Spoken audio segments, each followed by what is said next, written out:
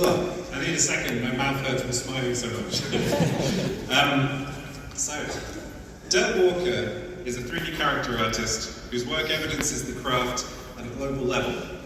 If we listed the names of all the characters that Del has created or overseen the design of, we'd have another graduation ceremony on our hands. Maybe we've had enough of that for one day.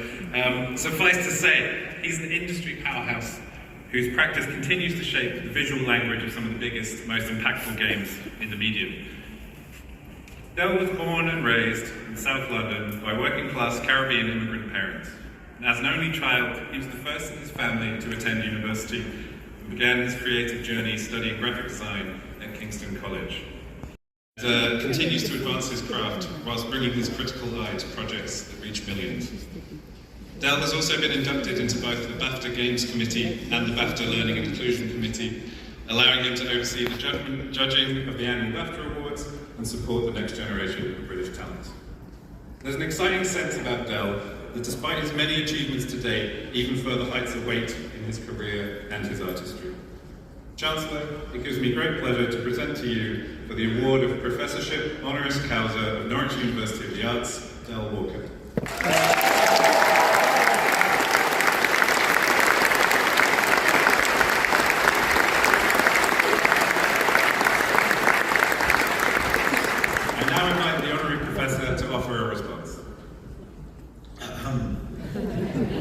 Cooler than I actually am.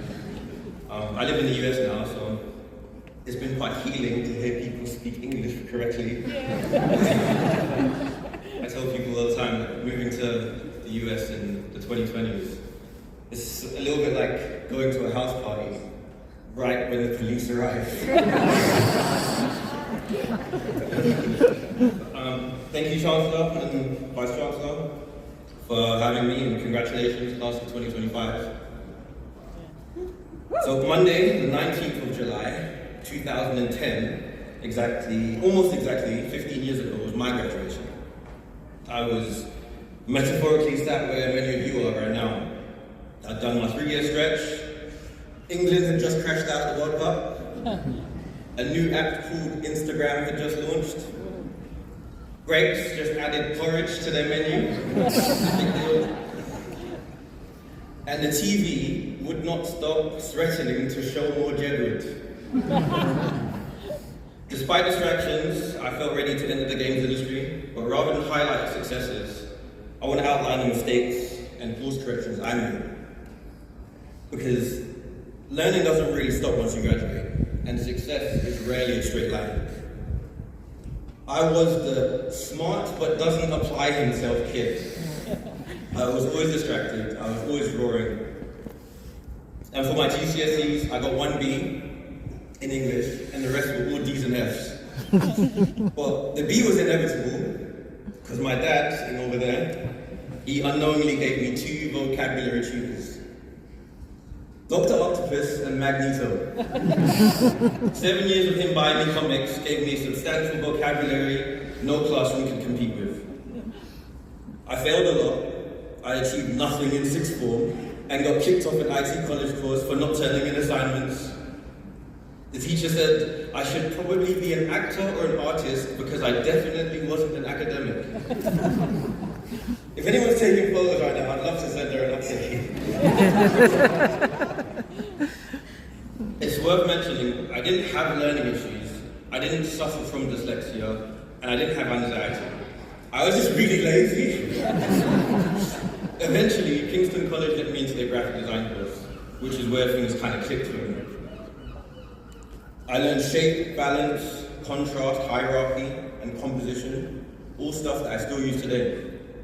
I wasn't naturally talented, but I finally started applying myself. And when I did, I improved. And that was my first lesson. That talent is overrated. It's never where you start, it's where you're headed. Getting back into art made me curious about entertainment. Behind the scenes DVDs for Star Wars, The Matrix, and the Final Fantasy games made me fall in love with 2D concept art. So I enrolled at Norwich University, hoping to chase that dream. But my lecturers pushed me towards 3D art. And at first, I saw that as a detour. Which brings me to my second lesson. detour might often just be your golden path. You don't always find your road until you're already walking. I hated 3D at first. It felt dry, uninspiring, and I was bad at it. But I could see the artistry in there. I just didn't feel it yet. Then someone shared a parable with me that some of you might know. And the story goes, a ceramics teacher split his class in two.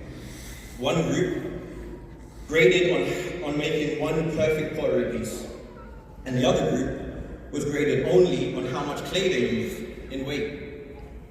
In the end, the quantity group unanimously made better work, because repetition trumps perfection. That was my third lesson, that sometimes quantity becomes quality. The story, that story, plus some advice from a guest lecturer, kind of radicalized me. I unplugged the internet, I vowed to do every assignment 3 times. Even the ones I hated, if I had to model a car or a tree, I made 3. In 1 year, I went from one of the weakest students to maybe the best. And not because I was special or gifted, it was just tenacity. But being tenacious is difficult when you're unmotivated. I know it was very similar to a lot of you, and maybe some of you might feel unmotivated sometimes. But that brings me to my 4th lesson. Looking for motivation is often a trap. You might think you need to feel ready before you can begin something or start something fresh. But the truth is, energy doesn't just show up. You have to create it. You generate it through action. And discipline is what I learned to trust instead. It shows up even when you don't feel like it. And if you can't get discipline, just try spite. Doing things to prove other people wrong is also a great second option. But here's where I screwed up. Once I found discipline, I became very arrogant. I stopped listening to my peers or my mentors.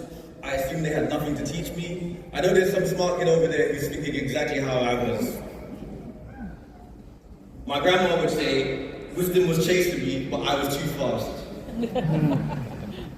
Good discipline isn't doing it all your way. It's showing up with curiosity and openness. By my 3rd year, I ignored the curriculum entirely.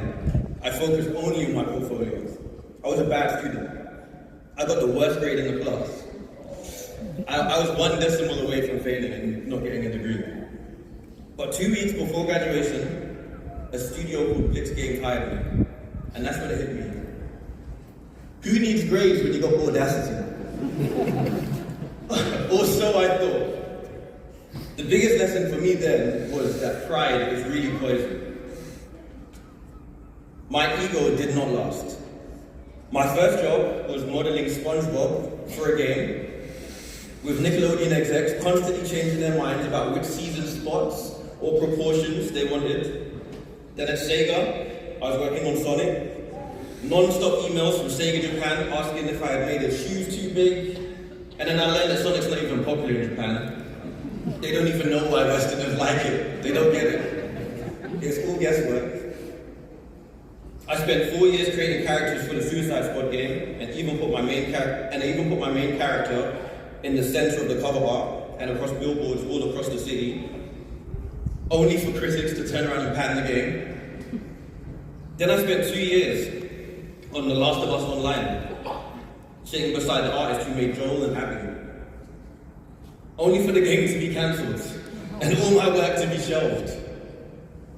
In each project I learned the same lesson over and over. Pride might get you in the door, but humility is what keeps you sane. Today might be the end of your formal education. But I promise you, the education is not going to end here.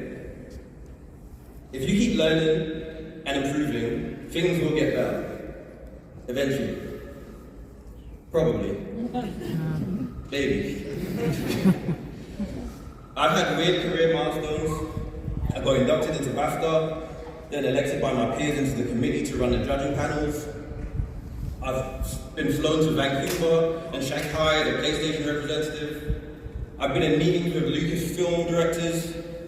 where I accidentally said that I found all Star Wars characters emotionally unstable. I earned the US 01 visa. That's the one where they ask you to list your Nobel Prizes and Academy Awards right after you put your name. Homeland Security literally lists me as an extraordinary alien. Which is just fancy talk for brief island 3 years or we're going to deport you.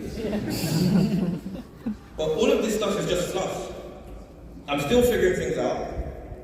I'm still the kid who puts too much vinegar on his fish and chips. I still listen to Craig David on the way to work.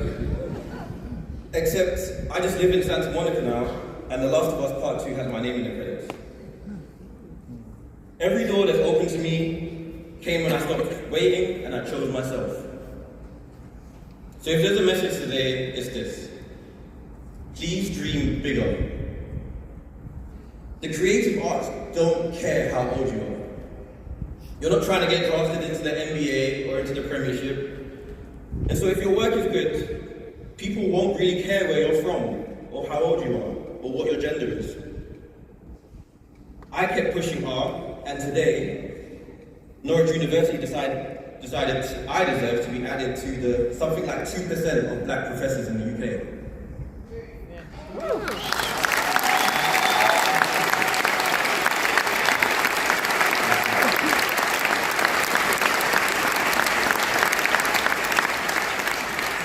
I'm proof that you don't really need a head start. So thank you all for acknowledging me today, but take time to acknowledge what you're capable of too. Because while I'm grateful for this moment, I'm also excited to see the path that you all find for yourselves. And when you make it big, just know I'll be in your Netflix biopic, claiming that this speech was your origin story. Thank you.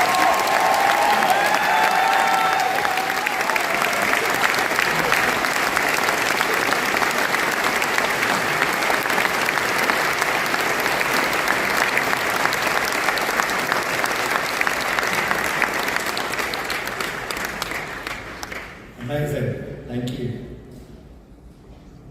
I'd now like to invite Daniel Dwyer, Students' Union President of Education.